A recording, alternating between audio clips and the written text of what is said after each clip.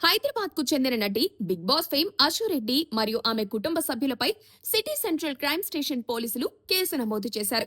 లండన్లో software engineer గా పనిచేస్తున్న యువకుడిని పెళ్లి చేసుకుంటానని నమ్మించి 9 కోట్ల రూపాయలు కాజేసినట్లు ఆమెపై తీవ్ర ఆరోపణలు వెలువెత్తుతున్నాయి. ఇక ఫిర్యాదుల ప్రకారం 2018లో వైవి ధర్మేంద్రకు అశురెడ్డితో పరిచయం ఏర్పడింది.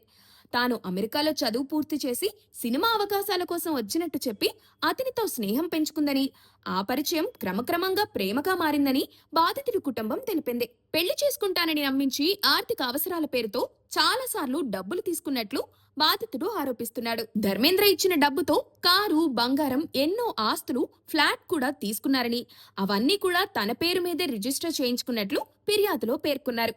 పెళ్లి ఖాయం చేస్తున్నామని చెప్పి కుటుంబ సభ్యులతో కలిసి పూజలు నిర్వహించినప్పటికీ ఆ తర్వాత మాట తప్పినట్టు బాధితుడి తండ్రి యనమోలు సత్యనారాయణ కూడా తెలిపారు.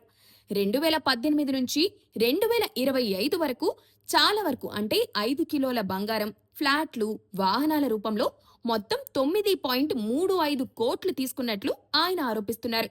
అదనంగా అశురెడ్డి సోదరి కూడా 50 లక్షలు తీసుకున్నారని ఫిర్యాదులో పేర్కొన్నారు. ఈ ఘటనపై కేసు నమోదు చేసిన సిసిఎస్ పోలీసులు ప్రస్తుతం దర్యాప్తు చేపట్టారు.